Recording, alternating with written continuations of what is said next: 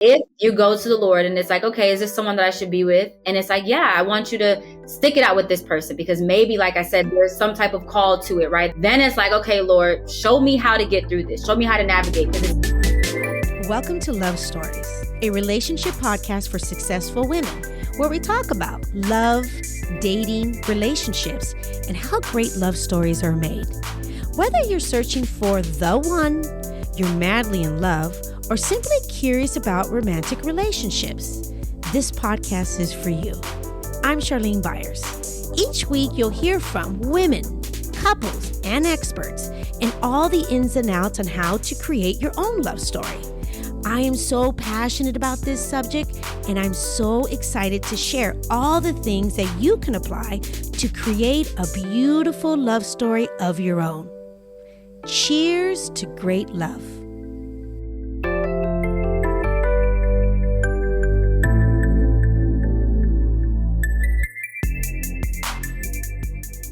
Welcome back to the Love Stories podcast. I'm your host, Charlene Byars. Well, hello. Okay, I want to talk to you about a recent post I made. I wrote something and I'm going to read it to you. I wrote, "Women who wait around to get chosen don't realize that they are the ones who do the choosing when it comes to love. Men will pursue, but women set the pace and choose who they want to commit to." And I just want to say something. It is really important that us women realize that we are the ones who get to decide who we want to commit to. It's our choice who we choose. That's why it's so important as women that we learn how to date. I teach women how to date and why it's important that women date and take their time getting to know different men. Not all men are created equal, and dating is an opportunity to get to know who he is over time, and to make sure he truly is the one that you want to commit to. And if you would like to learn more about dating and where are all the good men, I would love for you to book a love breakthrough call with me. It's free. It's a no obligation call. And I'd love to find out where you are in your love journey and how to find the perfect man for you. I'm going to leave the link in the show notes so you can book a call with me. And I'm serious. I cannot wait to talk to you. Let's talk about the tip of the week, which is be aware of your thoughts and if they are empowering or disempowering thoughts. I am so passionate about helping women realize that the power of their thoughts, words, and beliefs make all the difference in how they feel and their love life. Because your thoughts matter. Your words matter, and how you're speaking about love, relationships, and marriage matter. Proverbs 18:21 says, "The tongue has the power of life and death." So are you speaking about dating with life or with death? Are you blessing men or cursing men? I want to give you some affirmations if you are a single woman who wants to attract your dream partner. So instead of saying things like, "There are no good men out there," or "I'm too old to find a guy," "I guess I missed out on all the good ones," or "No man's really going to love me. I have too much baggage. I'm too old to get married and have a family." I want you to start replacing them with affirmations like this. "High quality men are lining up to commit to me. My future husband is lucky to be with me. I don't need to be perfectly healed in order to start dating. My future husband won't be perfect, but I'm extremely excited and at peace about the idea of forever with him. I don't need to be perfect to be lovable. God wants me the desires of my heart. Therefore, I need to be clear on my specific desires because God wants to give them to me. We both cook, clean, and do the laundry. The right man for me will let me rest in my feminine. We bring out the best in each other and support each other's dreams. My future husband is also my best friend for life. There are amazing men out there, and I'm excited to meet them. I know that the love of my life is out there and is excited to meet me, and I'm equally excited to meet him. So I want you to make sure that you make this a practice and actually see what happens. And if you would like a copy of these affirmations, please email me at charlene@charlenebyars.com, and I'll make sure that we get that right to you. I am so excited to introduce this week's guest. Zaesha Hudson is a devoted wife, a mother of two, and a passionate follower of Christ, and a podcast host. Inspired by her faith and family, she founded the ministry dedicated to helping individuals deepen their relationship with God and fight for their marriage in a way that honors Him. Starting on YouTube, her heartfelt message quickly resonated with many, leading her to expand across other social media platforms. Zaesha offers individual and marital coaching, providing personalized, faith-based guidance to straighten spiritual and marital bonds. Her ministry is rooted in Christian principles. She has become a beacon of hope and healing for countless individuals and couples, exemplifying transformative power of God's love. This was such a heartful conversation about love, forgiveness, God, and how everyone's journey is different and how we get to decide what we feel is right for ourselves. I love the message about how trusting in your faith makes anything possible for our relationship. With no further ado, Zaesha Hudson. Well, hello, Zaesha. Oh, I have been so excited. I can't even say this to you. Like, this is going to be, I would think, the first conversation that I've had on this show. Because obviously this show is about love, relationships, dating, all the things. But your story and what you've gone through, I know this is going to be good. Your story and what you've gone through, and how, like, I just feel like I don't really hear a lot of people with this perspective, and how it's really not only healed you and in your experience, but now this is how you help people. And I know everyone's like, what are we talking about? So yeah, I know. So I think we're going to start with, this is what I was thinking about, like, what did I want to ask you first? And first I wanted to say thank you for being on today, and thank you for having this conversation with me. So when I first met you and we got to have our pre-interview, you started sharing to me how you decided that to go, was it, I think it was on TikTok or was it on Instagram, and share your story. And the response that you got from that was so big, right? Like, it was just something, like you said, you guys went viral. Yeah. And I want you to start there. Okay. What happened? Sure. And so then we'll go backwards. And then we'll go backwards. Okay, perfect. Okay, So it was actually YouTube. This is 2018. YouTube. Yes, my husband and I had separated, and I thought, okay, we're about to get a divorce. In the midst of my divorce, I end up finding the Lord, and I gave my life to the Lord. And once I gave my life to the Lord, and I'm reading the Bible, I'm talking to Him. He's like, hey, look, I want you to go share your testimony. I want you to talk about it. I was like, what? And, at first I was ashamed, and I was like, okay, people are going to judge me. No one's really going to understand, because most of the time when you go through things in a marriage, people are quick to tell you, like, walk away, like, and they hear you, they're like, you're dumb for doing whatever you did. So I decided to make a video, and I titled it, how God saved us from almost getting a divorce. And I posted that video, and it took off. I mean, like, it grew my channel quicker than I thought that it ever could. I think right now it's at over 100,000 views or something, maybe more. I don't even know, because I don't check in. But that was the start to this ministry that I have now and how I do what I do now. Oh, that's fantastic. So let's go ahead and let's go backwards a little bit. Okay. So you were married, And how did this all happen? How did you meet your man? What was your story? Let's start from there. What was your story with your man?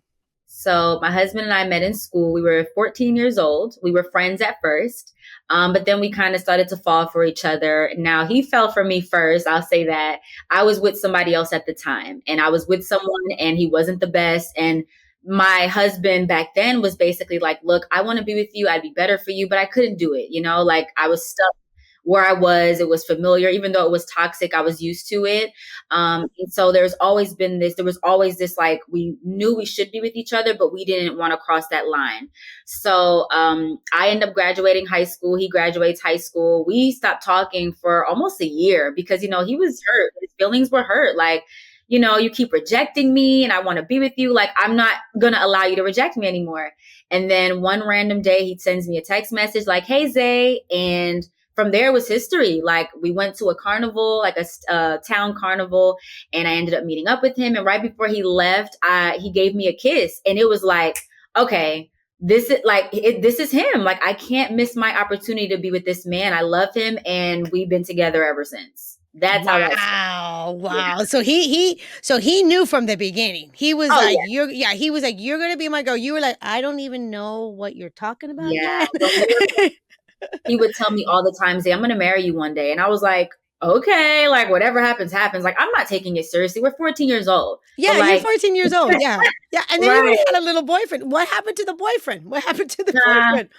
Yeah, we ended he up was it was one of those things where I was like, I cannot be with this man anymore because he didn't really care about me that much. I mean, we were young, but like I was like, I'm not going to deal with that. And what ended up happening was right after my boyfriend and I broke up, I remember praying, and it was very informal because I didn't know the Lord back then. But I was like, "Lord, the next person or man that comes into my life has to be my husband. So I don't want to date again. I don't want to get hurt again. I don't want to go through all of that." And literally a month after that was when my husband texted me, "Hey, Zay," and we got together. wow. Okay, so we get together, and how old are you guys at the time? We were 19, I want to say, because that was 2014 or 15 when we got together. Yeah. Okay, so you're 19 years old, and he's confessing his love for you, and he's like, "I want to be with you. I want to marry you." Did he ask you? Like, did you guys date for a while? Like, what happened there? So we did date for a while. What ended up happening was, I want to say a month or two into us dating, he was like, "Look, by the end of the year, I'm going to marry you." And I was like, "Okay, great." But then he decided to go into the military, which kind of changed plans for us a little bit. So that's how that part went. And then once he joined the military, it kind of changed the trajectory of things for us moving forward. Okay. Okay. Now, and you know what? I want to actually, something just came up to me. Yeah. When when you were a little girl, Yeah. did you live with your mom and dad, or did you just live with your mom? Did you have, like, did you grow up and see like a good example of a marriage, or the opposite, not a good example of marriage? What was it like for you when you were younger? Yeah. So I lived with my mom, my dad, and my sister at the time. I also had a brother, but he came later. So I lived with my family. I want to say it was a good example of marriage. I saw my dad, he worked and did what he needed to do. My mom did what she needed to do. I didn't see any arguing. I didn't see any of that. So like I had a decent image of what marriage looks like and what it should be growing up. Okay, so when you were probably then with the first little boyfriend, and he was like, that was like, what was that like for you when you realized, okay, this is toxic, or he was not? Yeah, what happened there with you?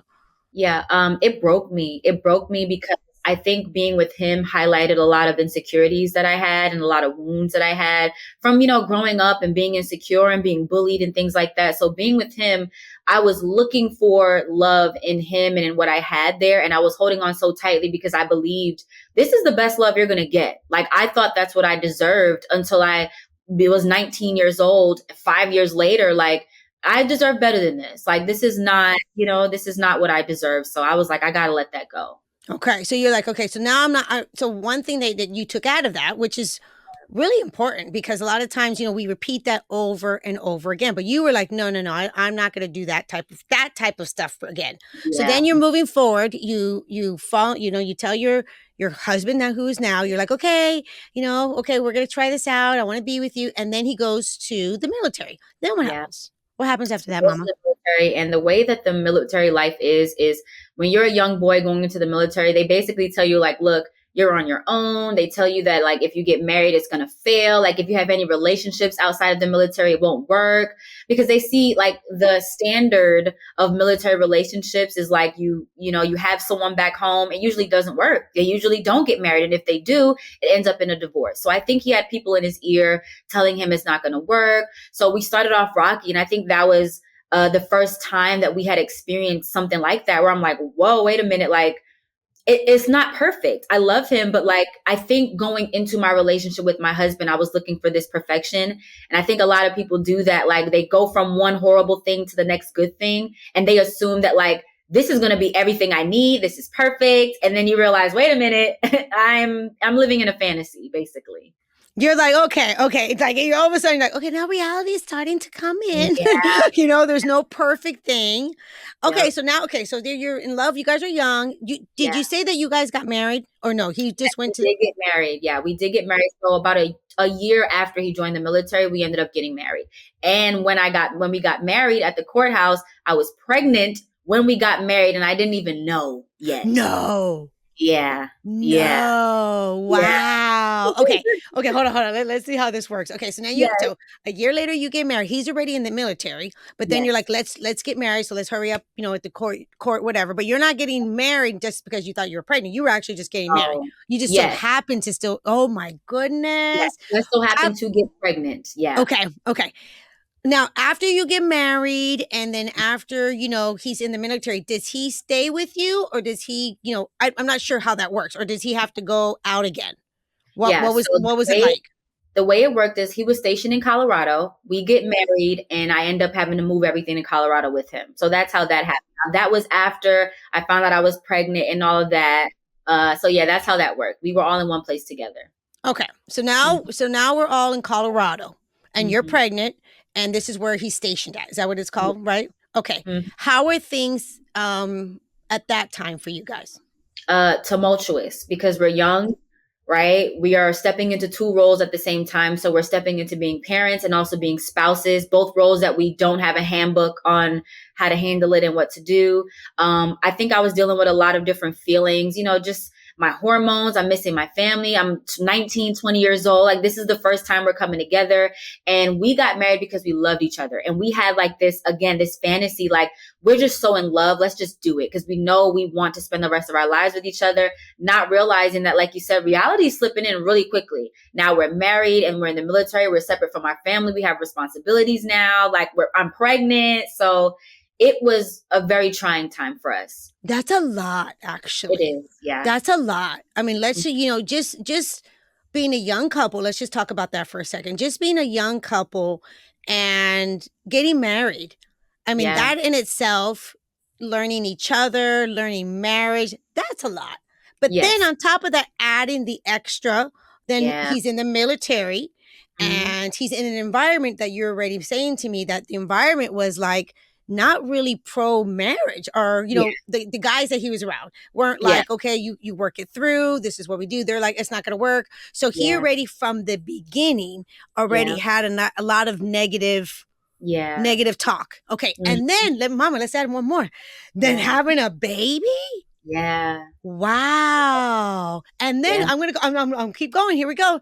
And then moving away and not having support of your family. Yeah. Oh my goodness. So what starts happening here? And that's the thing. So like, I had left Colorado because I needed support from my mom. And he's like, look, just go back home with your mom and just live there. And I want to say from that time up until 2018, it was us just really trying to navigate our relationship and how do we be parents and how do we, be adults and like, adulting and having these responsibilities. And it wasn't always easy. We struggle with communication. We struggle with so many things because we're new to this. No one's really helping us or teaching us how. He didn't really have a good example of a marriage growing up because his father wasn't around and he grew up with his mom and his siblings. So like we are navigating so many new things all at one time on our own. That's a good point. That's why I asked you something, because I think a lot of how we grow up, it's not everything, but I think a lot of how we grow up really shapes how we're going to go and do relationships. Yes. And not only how we grow up really shapes how we do relationships, it's also like relationships that we have personally with people. If Yeah. they were, if they were toxic, if they didn't work out, because we bring those patterns, we bring those things to other relationships. So if you're just saying to me, even though it sounded like you just said earlier that your parents had a good relationship, but Yeah. then you found yourself, and that happens actually a Yeah. lot. Like I've interviewed a lot of people. They're like, yeah, I saw my parents, I have both. I saw my parents very toxic, or no, I saw my parents have a great relationship. But man, when it was my turn, My turn. when it was my turn, I'm like, how did I end up in such a toxicness? I can Yeah. totally understand that. I Yeah. really can understand that, because it sounds like the love was absolutely there for you Yeah. too. But Yeah. life gets in the way sometimes. And if you don't have support, and if you don't have, some type of skill set, and let me ask you this. At the time, were you guys walking with the Lord? No, both of us, we did not know Christ at all. Okay, Yeah. okay, that makes a big difference. So there was really no foundation guidance on, like, so in my experience, when Mhm. we don't have that in our lives, then we kind of become like our own God. Like Yes. we do what's right in our eyes, not what's right in God's eyes. We do what's right in our eyes. And Mhm. we're very much in the flesh. And it's Yeah. just, it is what it is, right? It's not our fault. It is what it is. So Yeah. now he's like, okay, you guys are like, okay, wow, this is a lot. So do you move then back with your mom? Yeah, so I moved with my mom. He ends up getting out of the military and moving back to our hometown as well. And we start to try to navigate some things. And so once we get back to our hometown, he's like, you know what? It's time for something new. Like, let's move to Texas. The first time around, because I'm in Texas now, but the first time around, 2018, we decided to move to Texas and move in with one of his friends. His friend is like, hey, you guys can move in and like we'll find jobs and get a new home. Like, we had it all planned out at the time. Now, I didn't really want to move, but he insisted like it'll be good for us. I'm like, okay, like we'll go.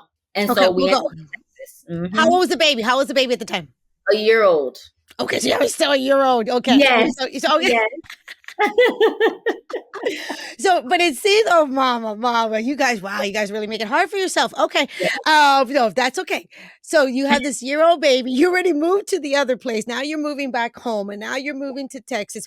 But Yeah. you guys still you still had love. You guys still wanted to work it out. It was just very confusing why Yeah. it was so hard. Because I mean, Yeah. I know I'm taking you way back, but Yeah. your mindset at the time, it was probably just, I don't know, how did you feel at the time? Were you scared? Were you like, is it can we make this work? Or you Yeah. weren't, what was going on with you? I think back then it was a little bit of everything. Can we make this work? Can we take care of this baby? Can we provide stability? It was everything. I was feeling every emotion. Mm-hmm. Okay. Yeah. So now we go. So what happened? So now we go go live with the friend. The friend. Yep. Okay. The And friend. so, Okay. yeah, we're living with the friend. I'm uncomfortable because I feel like that friend doesn't want me there. But yeah, it was a very difficult time. And my husband has a job, car sales. And I remember the first thing that kind of like brought everything down was my husband. We get this job and he's doing car sales. And one day he's like home for 3 days straight. And I'm like, why is he home? And he ends up admitting that he quit. Didn't even tell me he had quit the job. So now we're both like looking for jobs. We're now arguing more because there's no stability. Like I'm wanting more stability and, he's going through what a man goes through, which I don't know anything of. And we're just butting heads. And this is the point where we're arguing every day. Our son is in, the house and witnessing the arguing. It just got really bad. It got really bad. Okay. So at this point, were you Yeah. guys thinking, okay, maybe we should separate, or we're going to still, okay. So what happened? So at this point, I think it was me at first that was mentioning like, okay, maybe we should just not be together. Like I should just move back home. Like, let's just end it. And he ended up saying like, no, I want to fight for it. So we tried again, but then it just got worse. And so then once it got worse, the roles reversed. And so now he was at a place where I can't do this anymore. And I'm wanting to fight for the marriage. But when I wanted to fight, it was too little too late. Okay. So you guys kept finding yourself on the opposite end. Yeah. Okay. And Mhm. oh, wow. Yes. Yes. So that must have been okay. So now she's like, I want to work this out. He's not sure. Are you guys still living with the friend at the time? Yeah, You we're guys- still living with the friend at the time. And I'm like, look, I want to work this out. He's like, look, I don't think I can do it. Like I can't do this anymore. Oh, and so what did that do for you, Mama? It broke me. It made me really sad because I didn't want to become a statistic. I didn't want to be known as like, oh, another young couple that got a divorce. I didn't want my son to grow up in a broken home. And essentially he was like, look, I want you to leave. Like, I want you to just go back with your mom. So I ended up leaving, taking my son, packing up a couple things and just flying back home to live with my mom. And I basically had to start all over while he was in Texas. I'm in Pennsylvania, and just me waiting for those divorce papers to show up. Okay. That's, Okay. yeah, So you thought, okay. So at this point now you're like, okay, I love him, but he's not going to try anymore. I feel like I've yeah, tried. It's been so much work from since the beginning. Like, you guys yeah, really had to go through some stuff from the very, yeah, very beginning. yeah, Yes. And now you're thinking then, you know what, but maybe it's just not in the cards for us. yeah, And you're thinking, okay, it's over. We're gonna get a yeah, divorce. It's yep, done. Okay. yep. So what happens? So I get back home to my mom's. I am devastated. I mean, depressed. And I'm like trying to just like, what can I do? I'm texting him. I remember texting him like, maybe we should keep trying. He's just like, look, I think we just let it go. Right. So I end up talking to one of his family members at the time who happened to be a prophet at the time. Do I think he's a prophet? I'm not sure now, but either way, he's the one that directed me to the Lord. And he's like, well, are you saved? And I said, well, what's that? So now he tells You're like, what's that? right? So I'm Exactly. telling, That's yeah. yeah. I'm Yeah. telling him I want to save my marriage. He's like, are you saved? I say, no, I don't know what that is. So he helps me to get saved. And then he tells me, look, God's going to restore your marriage. And I want you every day to pray and thank God in advance for restoring your marriage. And from that time, I gave my life to the Lord. I also was in a place where, all right, I'm going to fight for my marriage. I'm not going to walk away from it as quickly as he thinks we should or anybody should. I'm going to fight. And that's how that started. That was 2018. That was 2018. Yeah, Wow. Because at the time when you decided, okay, I'm going to fight for this marriage, it wasn't like you were getting any clues from him, let's fight. nope. Because he was, Mm. yeah, he was done. He was like, You yeah, no, let's just let it go. Like, but let's just move but you were like, nope, this is something. When on. that Yeah, must have been something from yeah, going for, having the experience that you guys already had, from you moving back again the second time, back yeah, home again, yeah. to really saying, no, I'm going to fight. I mean, what was that like for you? It was in the beginning the hardest thing I had ever done, because when you give your life to the Lord, there's still this battle between the spirit and the flesh. So in my flesh, I'm looking at everything. I'm like, this is impossible. I'm crazy. What am I doing? Like, this man doesn't want to be married. Like, why am I still fighting? But then I have the Lord, like, I can do this for you, Zay. Like, just trust me. Like, just focus on me. So in the beginning, it was really hard. And I remember crying all the time and like journaling all the time and like having to force myself to not talk to him and reach out to him because that's all I wanted. So it was a battle between my spirit and like my flesh, my spirit and my flesh. I was going to say my mind and my heart, but that kind of goes along with everything like all together. But yeah, it was a battle. It was a battle. No, did you tell him this, or he's not knowing about this yet? He knows about all this now, but back then, no. Okay, that's what I'm saying. Yeah, yeah, that's what I'm saying. So he's not knowing that you found the Lord, you got saved, and you're praying for this marriage. He's just Yeah. thinking, I'm moving on. Yes. Okay, Yep. okay. So he's thinking, okay, so how did we go from I got saved, I am, praying every day. It's like I'm really trying to, like, because the flesh, I hear you. The flesh comes and Yeah. be like, no, but the spirit, and you're battling it, but you're still going through it.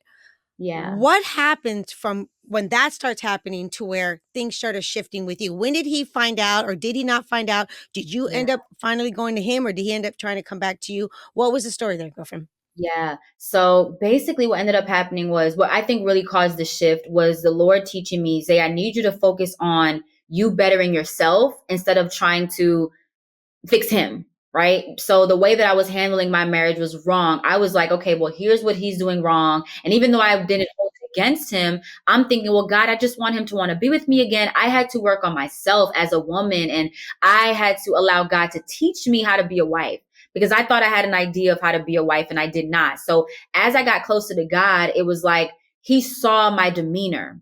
And so as I got closer to God, there were times where he would reach out to me randomly to talk every now and then. But there were moments still where he was kind of like fighting it. And like, look, he would remind me sometimes like, we're getting a divorce. So I hope that, you don't have any hope about this because we're getting a divorce, right? So there was a lot of like back and forth, but eventually he would start to reach out to me and start to come back around. And was that during that time?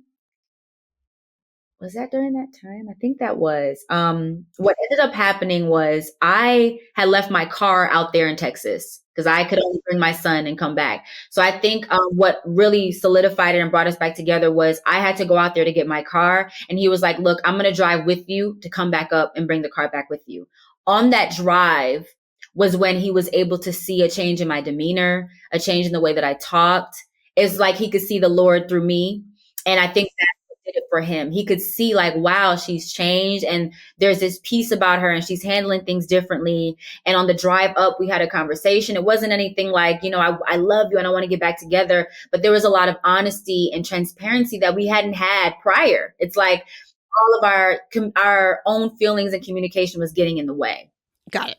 Yeah. Yeah. That usually happens. That makes a lot of sense. Yeah. Mm-hmm. That really has. Okay. So now he's in the car with you and he's like, who is she? Like, what is happening?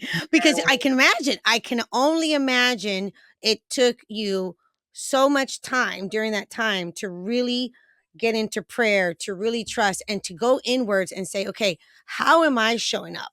Where, where instead of, like we talk about, instead of pointing the fingers at him, where do I need to point the fingers back at me? What is God asking me to do? Even though it's uncomfortable, like what is he asking me to do? Okay. So your husband, because you guys are still married, even though you were separated, completely separated, your husband's like, kind of like, okay, something's different here, but he's still not convinced to get back yet, right? Yet.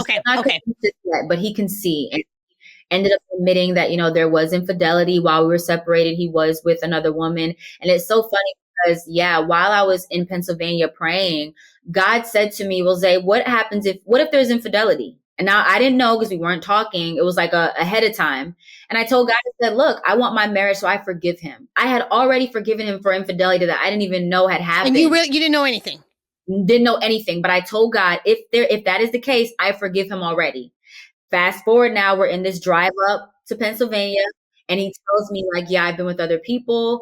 And I told him like, look, I already forgave you, right? Like I've already forgiven you, like, because I did. And because God told me like, look, what if this is the case? Are you still going to love him? Are you still going to forgive him? Show him grace and mercy. So that was when he started to see like that I had given my life to the Lord, that there was something else there, So that was, Okay. So, but even how you forgave him, was that a shock to you? Was that hard? Or you were like, you know what? We haven't been together. I'm going to just move on from that. Or how did that actually affect you?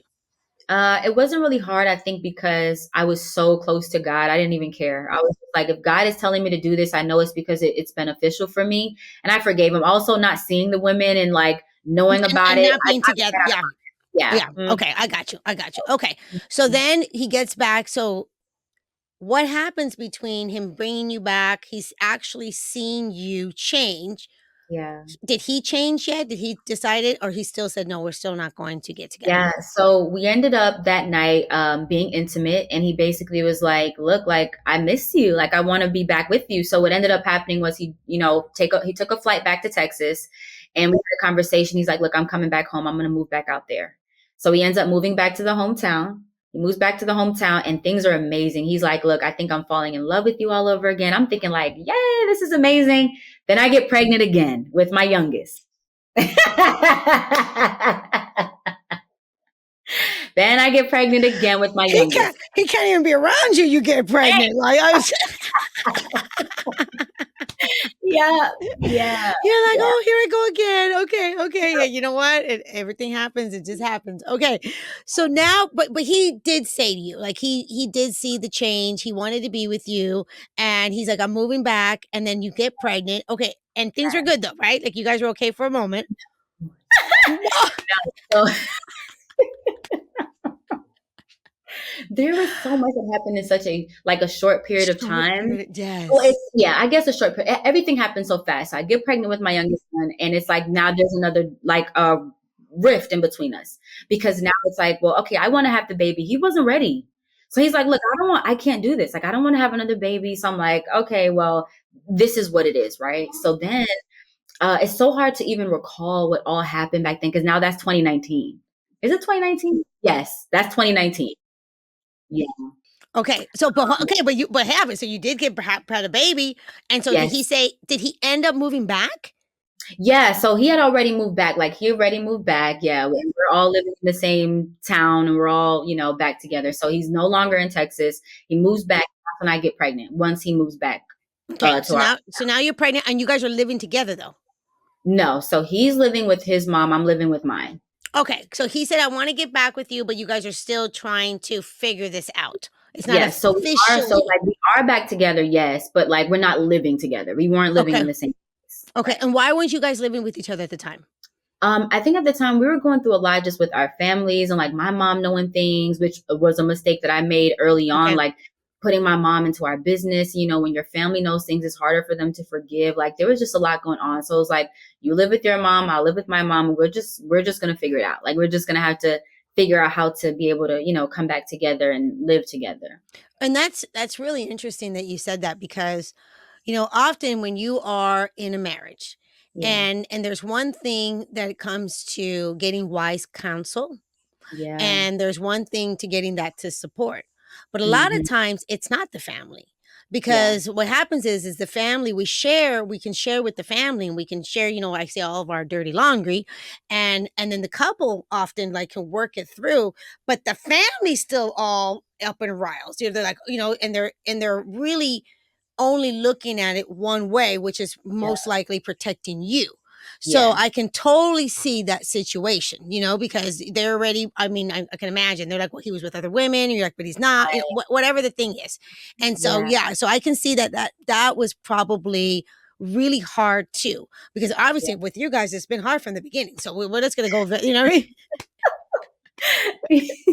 But that's okay. Okay. So now he's living somewhere else. Is he like kind of rethinking like, okay, maybe we're not going to get together now because you're pregnant or what Well, was going on with no, him? it wasn't that. It was just, okay, now I'm pregnant and like, okay, we can't be together. I think what happened was at the time, and I hope this is even the right timeline. It's hard to remember. It's okay. I got it. We got it.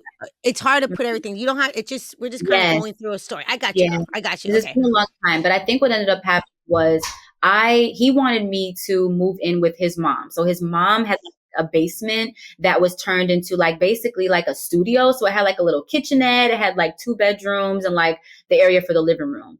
And at the time I was like, I don't really want to be down there. Like at this time we're going to have 2 kids and it's not going to be good. Like there's no space for them to run around or to do anything. And I think at the time it brought him back to the first time we were in Texas where it's like, as a man feeling like I'm not supportive, I'm not allowing him to lead, I'm not allowing him to make decisions. And I think that's where he was like, look, I don't want to do this. Like, I can't do this. Like I tried to pretend like I was happy with this, but I'm just not. And I think having me being pregnant kind of like threw a wrench into everything. And so we ended up separating again. And and that separation was when he met somebody else and he was dating someone else while we were still married. He wasn't talking to me. There was no divorce set in place. He was just with someone else and I'm pregnant with our other son. Okay. So now you're pregnant. You are still saved. You're still in that. Okay. At the time, during this time, did he come to the Lord or no? No. Mm-mm. Okay. No. Okay. Okay. So it was just you. Okay. Yes. So now what was that like? Because again, you're thinking he's coming back. He actually physically came back. We already went through what we went through. I'm pregnant again. He's already saying that we're going to be good. And then now again, so this is the second time. He's like, no, it's not going to work. So what did that do for you? How did you like go through that?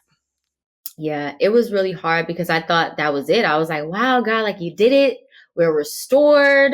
But it wasn't because once he came back, like we see it kind of just, and back then around the time when I was making videos about that stuff, what they called it was like a false start. So like, oh, this person is coming back and then they leave again. So at the time, that's what I thought that it was. Now I know it to be something different. Back then I'm like, hey, this is just a false start. Like I'm going to have to just start back praying up again and God's going to make a way again. And okay. And Mhm. what do you see now looking back during that time? Now I understand that restoration is not a one and done. It is an like everlasting thing, so to speak. So like when God says that he's going to restore, it is a continuous process of restoring, right? And to be restored, you also have to be pruned. So I look back at it now like, okay, there were certain things that were pruned from him, but here's another area that has to be pruned and interceded for so that now he can, let go of those things and we can come back together. Okay, go ahead. Okay, sorry. But yeah, it's a pruning process. So he's being pruned, and I'm like, okay, now I know that God just there was more that needed to be done, right? So, but back then I'm like, what's going on, Lord? Like, You're you like, is said, this it? This is your sign? Like you're right, trying to tell me right, that because I thought that we were going to be together. right, And I've been, really looking inwards, and I feel like I'm changing, I'm praying, and I'm praying, and it looked good for a moment, but then what is going on? Like, right. how can I do this if Hmm. he doesn't want to be with me again? And now he's with another woman Yeah, again. yeah. Okay, so how did you get through that? That's wow. How did you get through that? Were Yeah, you the still same way. thinking at the time maybe we're not going to be like where was your if I know I'm bringing you way back again, but where was that mindset now the second time? Yeah, so the first time around when we separated, it was easier because I had glimpses of my prayers working. So like if I'm praying, like I said, every now and then he would reach out to me or call me, and I'm like, yes, this is amazing. The second time around, there was no communication between us at all. None. We did not talk. I didn't know how he was doing, what was going on. I had nothing. All I had was my prayers, and I'm trying to get through this pregnancy and take care of my son at the same time and keep my faith. So it was much, much harder. I'm not going to lie. There were moments I wanted to give up. And there was even a time where I texted him. I said, look, you win. Like, we could just have the divorce. Like, it's fine. Like, you win. Because I was so spiritually tired, physically tired, because now I'm like a whale. And I'm just like, I can't do this anymore. So it was harder. Because you still had some hope, obviously, but then you Yeah. finally were like, I'm done. Like Yeah. I'm my hormones. I mean, you are obviously gone Mm-hmm. because remember, I want to take us back because the first time this all happened, you guys weren't living like he already said that I know you guys are still legally married, but he Yeah. told you that he doesn't want to be with you anymore and he wants a divorce. Yeah. And you guys weren't even living in the same state. So it was Right. kind of like it's not an excuse, but it was kind of like he's just doing his thing. He already Yep. moved on, right? You moved on. Yep. So even though you're legally married, in his eyes, he was like, no, we're actually not together. We're done. Okay. Yeah. But now the second time he says Mhm. we're going to get back together and you guys are trying to work it out. And then he says it again. And then he starts with another relationship. And now you guys are in the same state. And now, Yes. okay. So what happens now? Yeah. And that was difficult just even knowing that we're in the same state because like his family member knows and I'm dealing with so much shame and all these different emotions. And even though I want to give up, like you said, I still had that hope. So even though I texted him, I said, you win. I felt so bad because I'm like, Lord, I know what you want me to do. I know you want me to pray and intercede, but it's really hard. So then what ends up happening is the Lord ends up giving me a word. And one of the word was like 3 days, something in 3 days. I remember writing it down like, okay, great. Third day, you wouldn't believe my water broke and I'm going into labor, right? Now, mind you, we have not talked. Okay, hold on, because you're pregnant with this child. Yeah. How long has it been? I know. Just give me a rough estimate. Like, well, how long Mhm. has it been since you haven't talked? Because you were pregnant, so you have a 9-month pregnancy. Basically, the whole pregnancy, the whole The term whole of the time? pregnancy. Yeah. Because it was in the beginning when you guys kind of got back, and then when he found out you were pregnant, he's like, "I'm out again." Yeah. So I think I want to say I will say maybe a month into the pregnancy, even if it might be even less than that, because it really was from like the beginning of my pregnancy. I remember just being like a couple of weeks pregnant at the time. I was far along enough to have a Oh, sonogram picture. okay, And it was okay, around that time. Yeah. okay, okay. So for the listeners right now, and they're Yeah. trying to, they're wrapping themselves around this. They're like, "How is she doing this?" Yeah. Hmm. Yeah.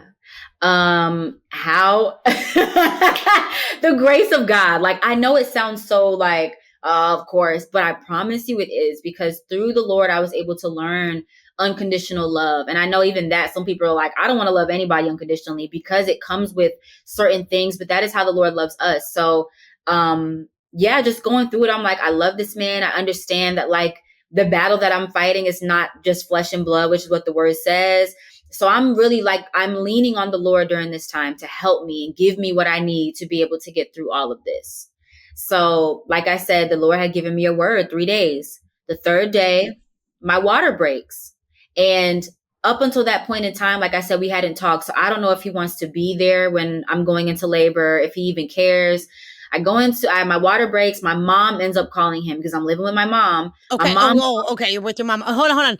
And again, during this time in the 6 or the 9 months or however many months, I say 8, whatever, he does not contact you one time. No, we don't talk about anything. So it's over. Like he thinks it's over. Yeah. So he's not even asking. So wow, that's a lot to deal with. So he's not even asking you about the baby. He's like, you just do the baby on your own. Like he's just gone. Okay. Mm-hmm. Okay. Yeah. But you still have some hope. Yes. Okay. Yes, I did. So yeah, my water breaks. My mom calls him. Okay. And she's like, look, Zay's going into labor. You need to get to the hospital. Because I remember telling my mom, like, please don't call him. Just leave him. Yeah. Because I'm like, Mom, he hasn't talked to me in like 9 months. Why? What the world? I'm on my own, girl. Yes, yeah. I don't want to pressure him. I don't want to make him feel like I'm the one that told you to call. She's like, no, he's going to be there. Okay. So she calls him, and now all I'm focused on is the fact that I'm going into labor because I'm scared. My first baby was a C-section, so I've never actually gone through labor before. Oh, okay, so, okay. Yeah, I'm nervous. So my mom helps me. I'm changing my clothes. We go outside and I go outside to get in the car. He's in the driveway. We don't talk. We don't say anything. Wait.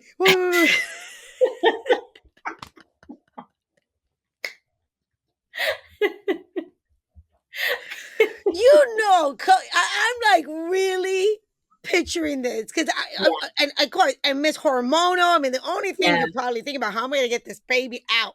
Yes. Okay, so not only you're in shock, you actually see him and he's right there. Oh no! Yep. Oh my! In the driveway, waiting because he's going to follow behind my dad driving us. No! It is 11 o'clock at night.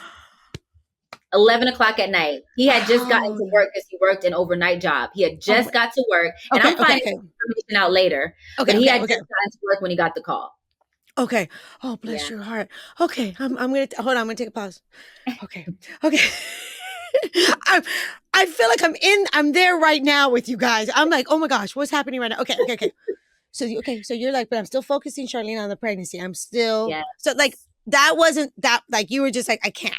He's going to. Yeah, I didn't ask none about that because now I'm afraid. I'm afraid of pushing this baby out of me. Okay. And that's all I'm focused on. So I don't care about anything. I'm just waiting for contractions. I'm like, are these going to hurt? How bad is it going to hurt? That's all I care about.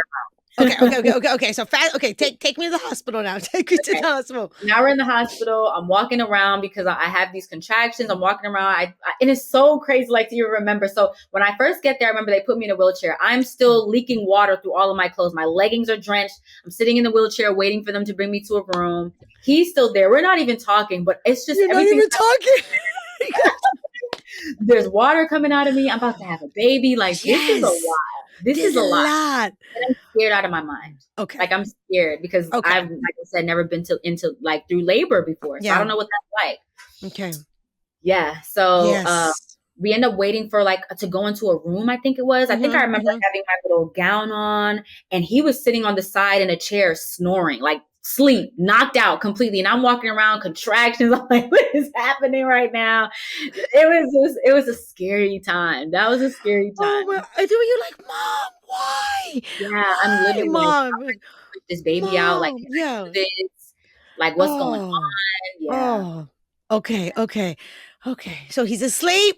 He's asleep. Not in pain, nothing. I'm in pain. Yeah. Okay. So you have the baby.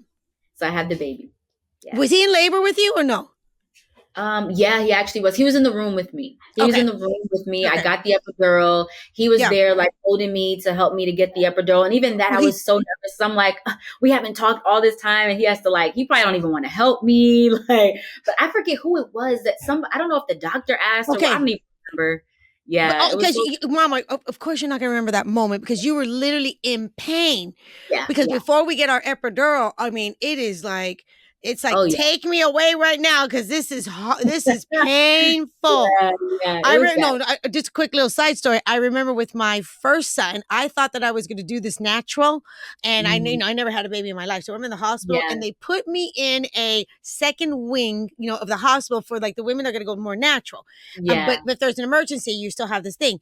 And I remember I was sitting there, and then because I didn't have contractions yet, so I'm all natural. And then all of a sudden, I was sitting there, and everyone has a different experience. There's some women that can, it's pain level. I don't know, whatever. But I'm just telling you my experience too.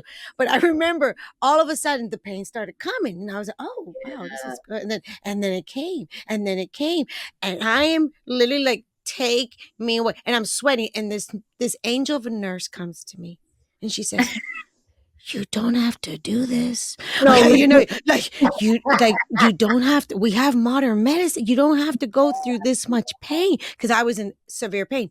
I said, "What do I do? What do I do?" And then I thought, "Oh my goodness!" So I can imagine at that moment. And then you know how it is. So you are in such pain, and then you have to stay as still as possible. And they're then they scare you. They're like, "If you move, if you do this, you're gonna get paralyzed." I'm like, "What?" So I'm like, yeah. Okay. And then and so now you have, let's picture this. You guys listen to the story. So now you're not talking. Now you're in pain, and now you have him supporting you. Yeah. Oh wow. But you know what I'll say? It's like is what is it? The silver lining in the clouds, right? When he did come over to like help me, I swear, like it just took the pain away. I was like, oh my gosh, like this is what I needed. It was the weirdest thing. Like really holding me. I'm like, okay, this, like I could feel it. Like it actually helped. Like just his presence alone really helped. Okay. And so then, now you have the baby. What happens? So I have the baby and everyone leaves, and I'm thinking, okay, I'm gonna be there for the night by myself. My mom leaves. I'm in there, they bring you to the room that you can have with the baby in there. I'm sitting there, I'm watching TV. I'm just like, man, okay, I'm preparing myself to be in here alone by myself. Like, okay, I just gotta figure out how to do this by myself. I get a knock at the door. Do, do, do, do. And I'm thinking it's the nurse coming in. You know how nurses come in every 2 seconds. And every 5 seconds. No, you're right. Every 1 second, And he pushes the curtain back, and it's him, and he has flowers. No. And I swear, and I'm just like, what? I was not expecting it. I didn't even know what to say. I'm just like, so he gives me these flowers. He sits on the bed, and like we kind of have a conversation. I don't even remember what we were talking about. We have a conversation. He's sitting with me, and like, we're spending time together. And even in that moment, it's like nothing had ever happened. That's always how it's been with us. Even back in the day when we got back together out of high school, and he texted me, "Hey, Zay," it was like everything we went through had never happened. It was like we were just back to being the way that we were, like, because we were always best friends. So it was right back to like, this is us. Like, this is us. Because when it was good for you guys. When it was good, it was good. But obviously when it's bad. Yes. Mm-hmm. Okay. So then the guy comes and he gives you flowers. And what really ends up happening? So after that, we end up going home. And I think what ended up happening was, even though he would come to like see the baby and hang out with us, but he was still dealing with the other woman. Like he was still with her and talking to her. And even though I was ready, like I want us to be together, I never pressured him. I allowed the process to be what it was, because I understood that, okay, yeah, we were still married, but he has been with this woman for months, and there's something there. There are still going to be feelings there. He has to go through that process. So to make, the ending of it short, because really what ended up happening was, I don't know, it's just like the progression of things. He ended up texting me like, "Look, I want my family back," and it was just like, and that's how we ended up getting back together. And, he let go of that other, the other relationship. But that was just the progression of things. Like I had to let the process be what it was and allow him to grieve not being with that other woman, because there was time there. You spent time there, and, you're talking to this woman all the time. Like, of course, there's going to be stuff there that you have to kind of like get through, So how did you have all this patience and maturity? But honestly, like it really was God, and it really was God, like teaching me how to love, and like also understanding, like I told you, like we are not fighting flesh and blood. But I think it also goes back to like, everyone has their own, like they handle things differently. Everyone has their own struggles, and everyone handles situations and pain differently. So even though what my husband did is not justified, but he was hurt, and that is how he decided to handle his hurt. You hurt me, and I'm going to move on from you. I'm going to leave this, and I'm going to go be with somebody else. And that is how he handled that. and we all handle our pain differently. And I had to also see I played a part in the downfall of the marriage. I wasn't doing what a wife was supposed to do. Again, it's not justifying it, what he did and the other woman, but understanding that we both played a role in it. So I can't just say, oh, like you cheated and you're horrible. It's like, well, I wasn't doing what I needed to do either. And if I had, maybe things could have, been salvaged, or maybe things could have been different, but I wasn't who I needed to be, Right. So yeah. And forgiving though, right? Like Yeah. that's a whole, let's talk about forgiveness, because even though you were able to look at your part and stuff like that, but 2 times, like having to forgive him that not only when you were pregnant with your second baby, that he was nowhere to be found. There was no Yeah. support there. You had to do it all alone. And not only that, knowing I know that he was doing what he was doing, but still having that forgiveness, like, wow, you left me alone during like my hardest time. And Yeah. not only that you left me alone during my hardest time, you were with somebody else, you were with somebody else. And how do you talk to people, that are listening to this right now? And first of all, before we say anything, you are amazing. Thank you for your vulnerability today. Thank you for sharing the story. And Yeah. before I ask you a couple other questions, can you share what you do now for a Yeah. living? Sure. So now I also do like coaching, so marital coaching. I do individual coaching as well, just for, helping people along their spiritual journeys and trying to figure things out, like in this walk of faith, and also marital coaching, individual and couple. So I basically try to help other people that were in my situation, or just needing help on how do I love my spouse the way that God needs me to love my spouse? And what does that look like? And how do I apply that to my marriage now? How do I apply the forgiveness and the grace and the mercy, so I can sustain my marriage, basically. Right. No, and how do you, like, when it comes to, people listening to now this, and they have been in, situations, when the other person has betrayed them, or the other person has stepped out of the marriage, and I just want to let everyone know, like, just because someone steps out of the marriage, like, you also have a right that you don't have to stay. Right? Can you Right. talk a little bit about that too? The difference Right. between the decisions, because we want people to hear both sides here right now. Yes. Yeah. So, and that's a great point that you make, because not everybody, and my husband would tell me all the time, he always says it, like, not everybody can get through what we went through and end up where we are now. Like, it's rare, right? And that's because, like, the Bible tells us that the biblical grounds for divorce is adultery. So it's not every time where someone steps out of the marriage, you have to stay and you have to fight, because that's not what it is. That just wasn't my story. So I don't want people to feel like I'm saying you have to stick around and you have to endure that, because not everyone is like called to do something like that. Correct. Right. So Thank you for yeah. saying that. Yeah, thank you Mhm. for saying that. Okay. But what you're saying though, not every time that Yeah. it is a call that you Yeah. have to, you have to leave the marriage. There is Mhm. a process that you went through with forgiveness. Yes. Yeah. And There's a whole process. Yeah. yeah, not only with forgiveness, and there's a process of how did you and your husband, after all of this, were able to, I want you to talk about this. How were you able to build the trust, do the forgiveness? What was it for you as a wife, as a Mhm. woman? What did you need to start seeing on his end? And what did he start doing that gave you also that ability to do that? Yeah, and that's a great point too, because some men aren't willing to make the strides to be different and to do better and to make different choices. So, I mean, honestly, one thing that I have always trusted my husband a lot. So once that was kind of cut off and he's like, look, I'm done with that. I want my family. I was like, okay.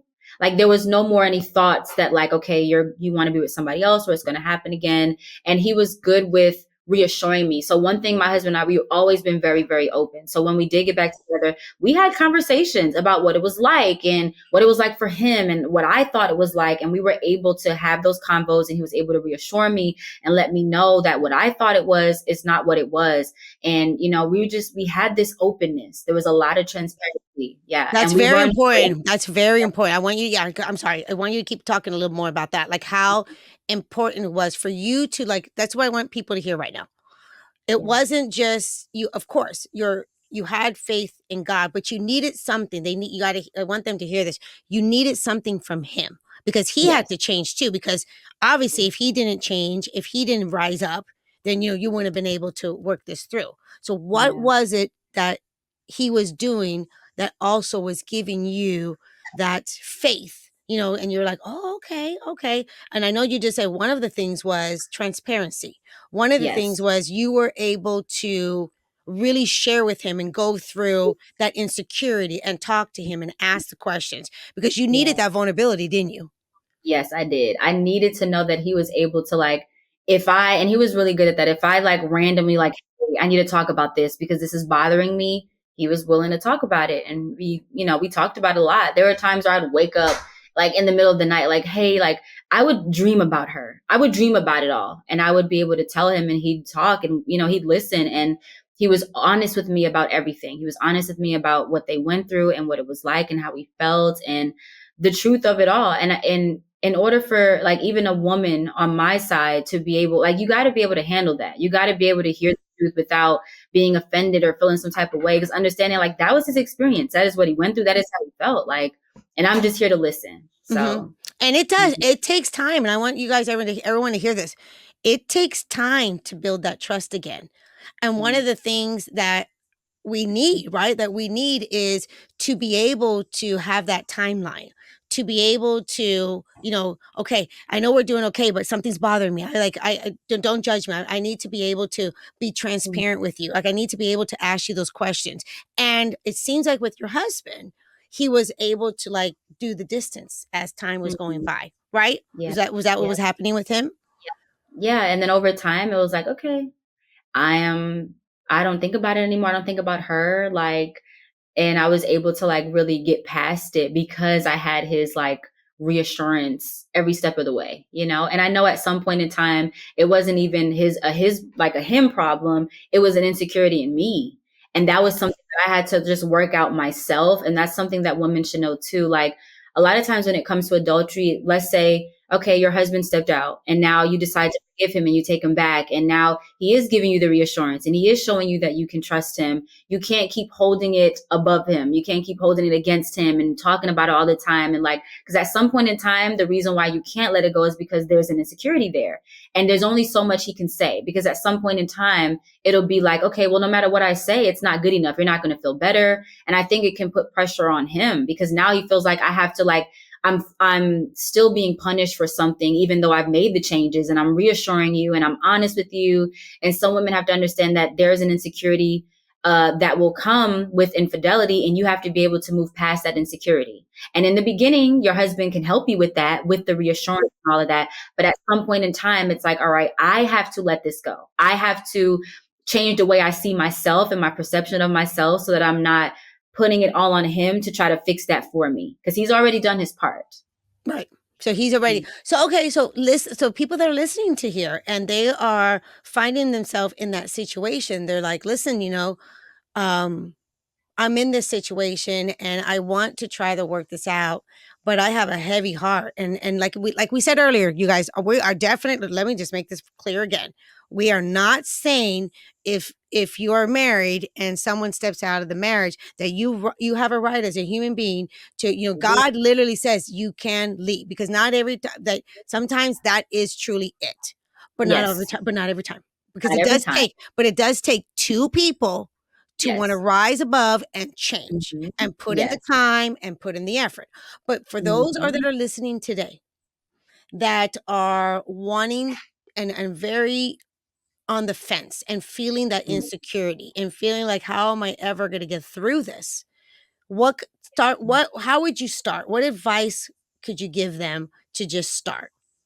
It's hard because most of the women that I talk to are women of faith. So they already have a different outlook on marriage than the world would, because when you are a woman of faith, you look at marriage like, okay, I understand that I want to fight for this because it's like, it's a covenant and it's something that's a little bit more sacred. And I know that I'm not fighting against flesh and blood. Then you have women that are not in the faith. And so they go through things in their marriage and their first instinct isn't, well, I'm going to pray and I'm going to try to, fight this. And it's, like you said, I have a heavy heart and I want to, I think the first thing is like, okay, do you want your marriage? Do you want to be with your husband or with your wife? Because there's some men out there whose wives will step out on them and they're in that predicament. Do I want to still be with you? So the first thing is like, do you want to be with that person? If you do, yes, are you willing to do whatever is necessary to move forward, right? And then asking yourself the forgiveness, the mercy, the grace. Can I extend this to that person? Right. And if you can, at that point, that's when it's like, okay,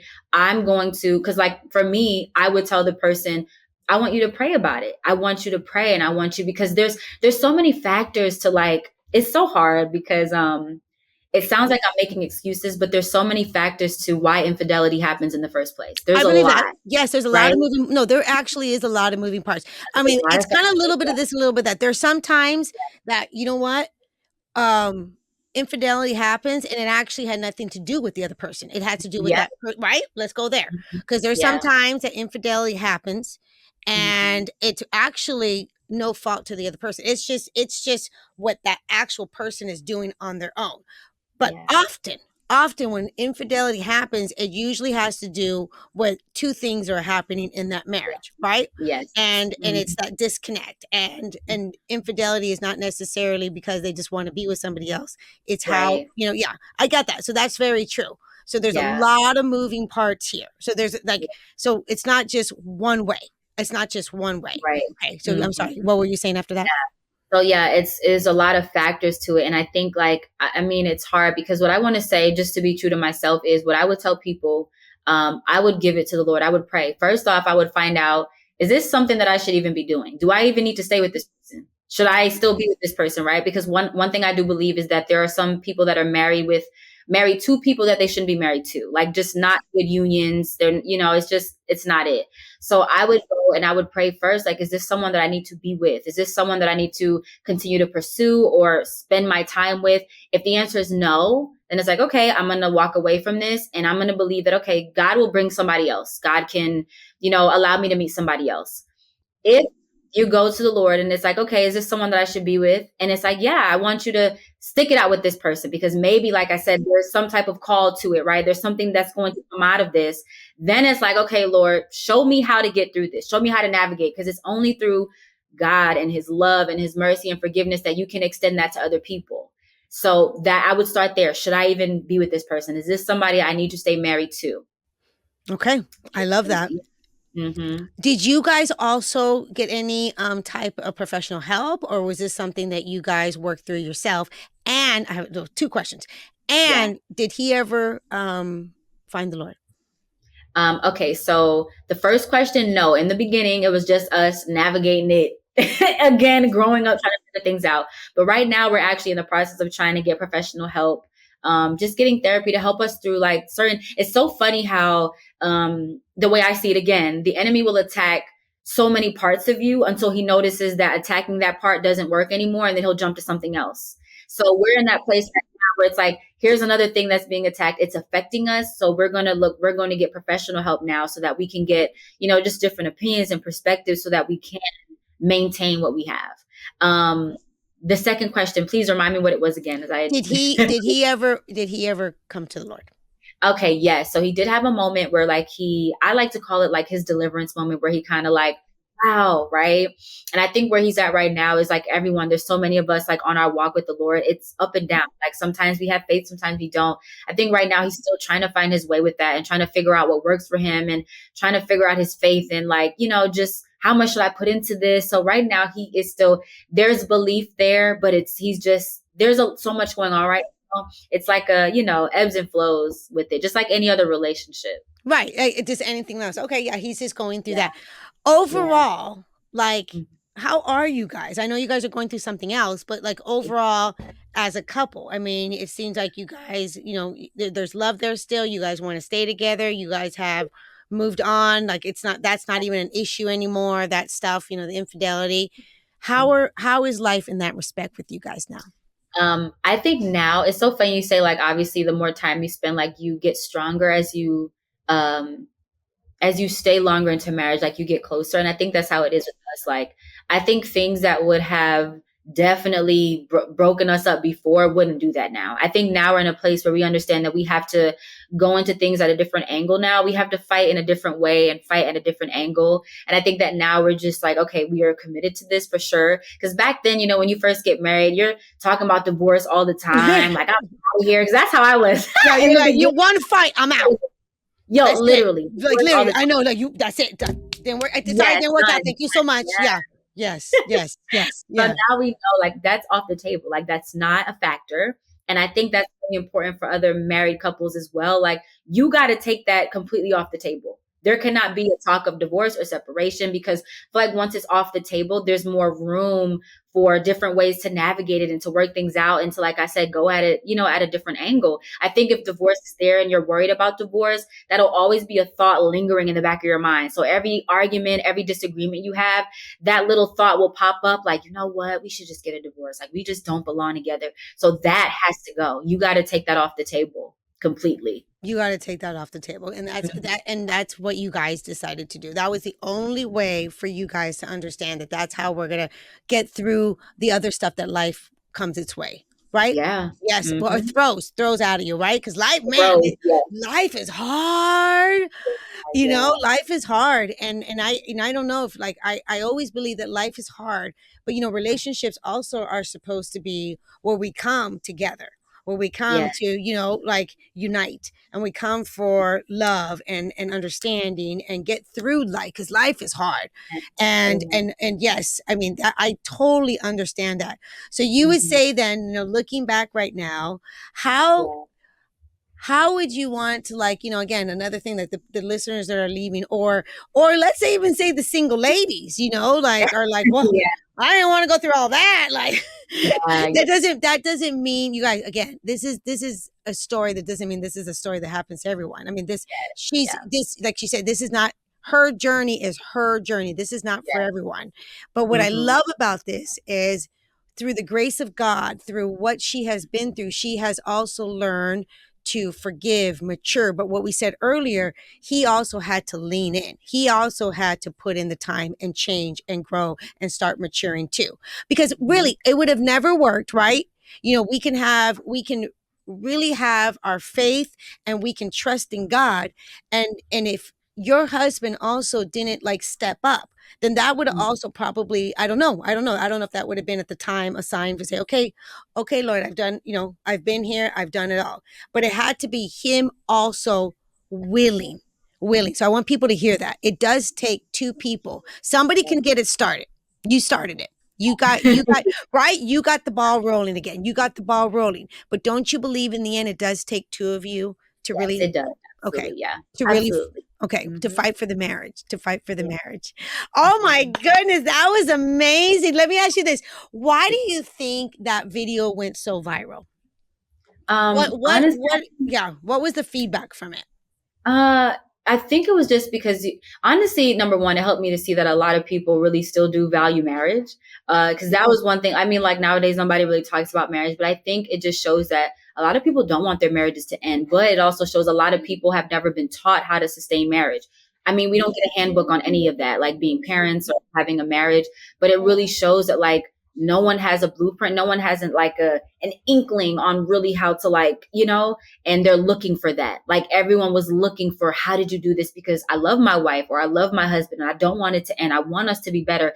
How do you do this? So people want that. They want to save their marriages, and there needs to be more people, should be more people teaching, you know, how to do that. And it's not just about having a companion, because, like, I think marriage is more than just having someone there to love you and, you know, things like that. But there's a lot attached to marriage. So yeah, I think that's why so many people loved it, because they see that it's possible, and it gives people hope. Like, my marriage can be saved too. Like, I went through a lot, and I want my marriage. It can happen.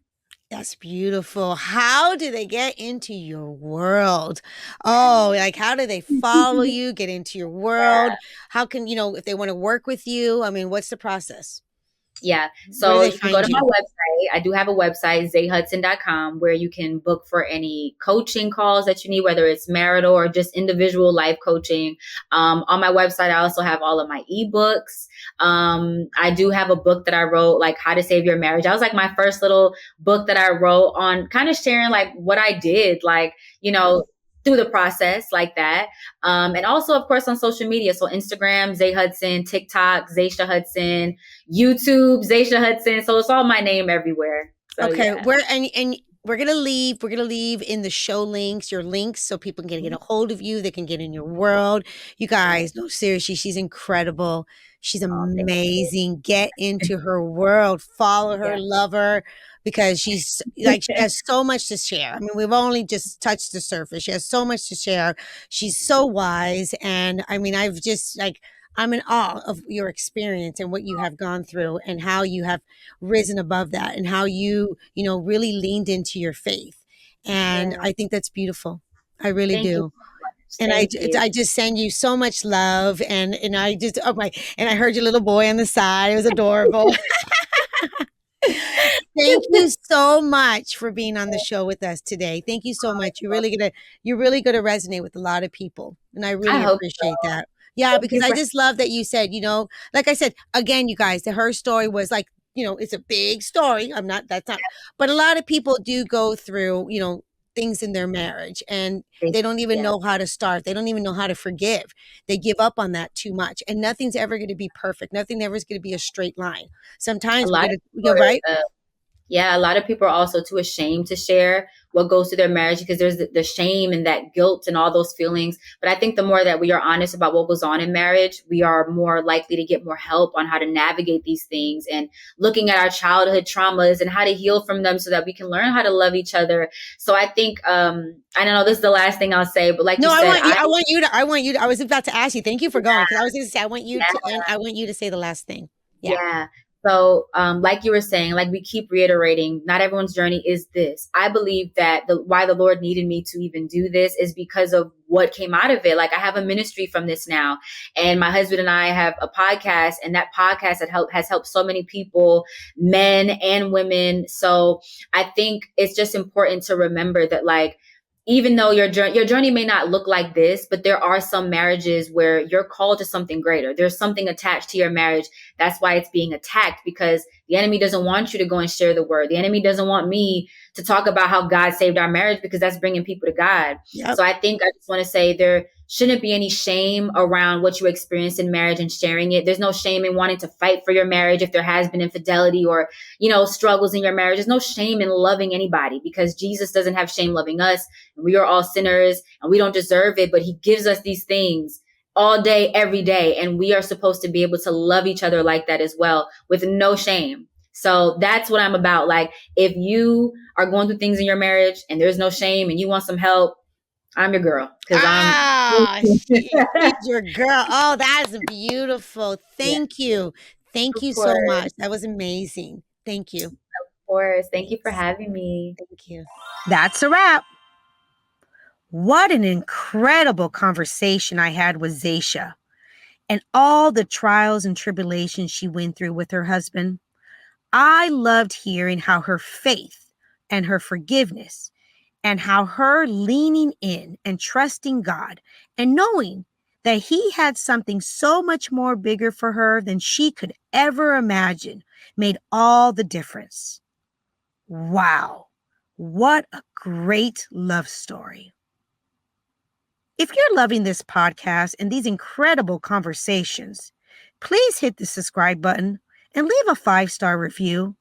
Don't miss an episode, because each week I'll be bringing on guests and experts who will share their knowledge about love, dating, and relationships so you can apply it into your own life.